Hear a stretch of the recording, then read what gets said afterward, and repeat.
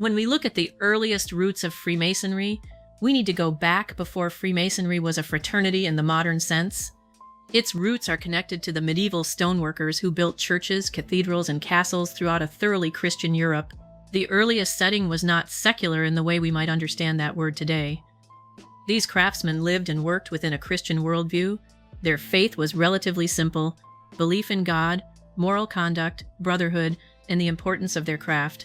At this stage, we're not talking about Kabbalah, Egyptian mysteries, or elaborate occult systems.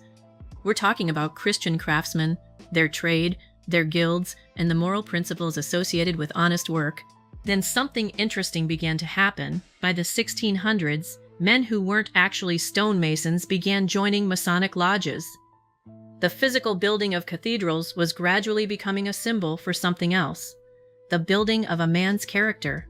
And by 1717, 4 London lodges united to form what became the first Grand Lodge of England. Then, in 1723, James Anderson's constitutions helped establish a principle that would become extremely important. Masonry required belief in God, but it did not require every Mason to belong to the same religious denomination. In other words, Christianity wasn't simply thrown out.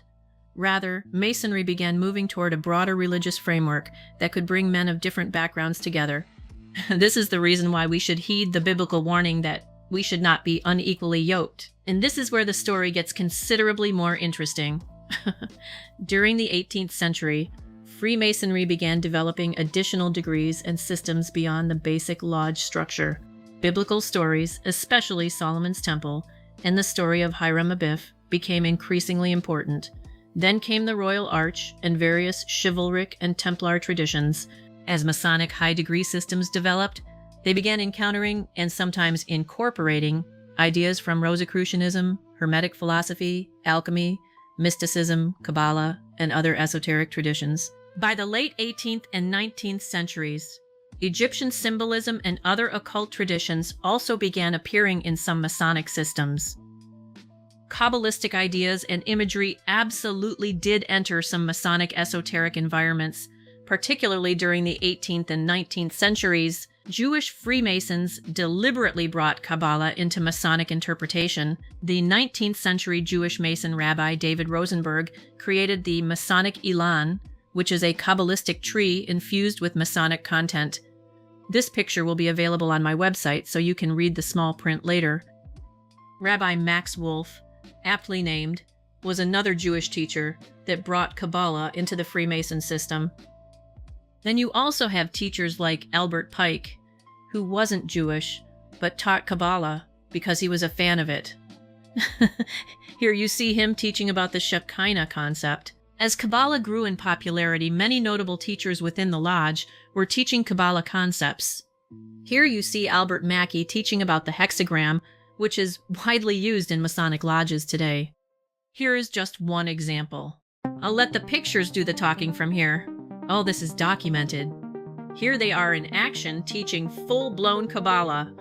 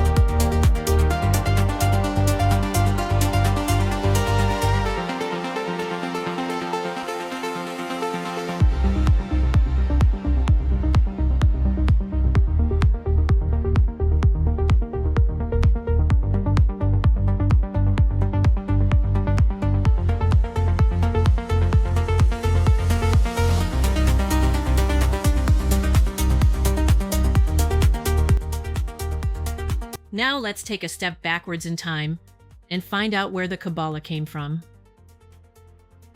The emergence of Kabbalah was a distinct Jewish mystical movement during the medieval period, particularly in the 12th and 13th centuries. Its most important early text was the Zohar, which appeared in 13th century Spain and was traditionally attributed to the ancient rabbi Simeon Bar Yochai. Modern scholarship, however, generally identifies Moses de Leon as its principal author or compiler.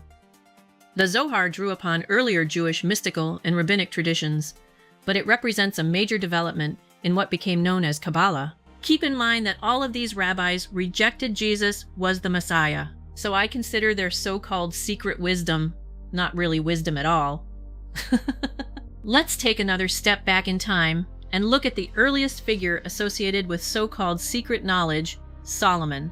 Long before medieval Kabbalah emerged, Jewish tradition had already developed a body of mystical and esoteric literature associated with Solomon and his legendary wisdom. These traditions did not constitute Kabbalah itself, but some later became part of the broader stream of Jewish esoteric thought from which Kabbalah developed. This is a good place to mention that Solomon turned away from God, and therefore was strongly condemned by God. 1 Kings 11:11 says, "Because Solomon has turned away from following me, and has not kept my covenant, and my statutes which I commanded him, I will surely tear the kingdom away from him." So, I'd say that Solomon's secrets were not that great of an idea, folks. Yet here we see an example of Freemasonry having an emphasis on Solomon and the rebuilding of Solomon's temple. The Bible tells us that Solomon's temple had 2 pillars at the entrance, named Jachin and Boaz. That is where the biblical description ends as far as their symbolic meaning is concerned. Later Masonic tradition goes much further. These pillars became symbols of ideas such as strength, establishment, balance, duality, and the entrance into hidden wisdom. The temple itself was also transformed into an allegory for the initiate's journey toward greater knowledge. So, the important distinction is this: Jachin and Boaz are biblical, but much of the symbolism later attached to them is not found in the Bible. Other biblical items are treated the same way within Freemason teaching. They are assigned other more esoteric meanings, such as the Melchizedek priesthood. "Take heed, therefore, that the light which is in thee be not darkness." Luke 11:35. Jesus warned that even what we perceive as light can actually be darkness. So as we explore mystical traditions and claims of hidden spiritual knowledge, we have to ask an important question. Is this really light, or could the light itself be darkness?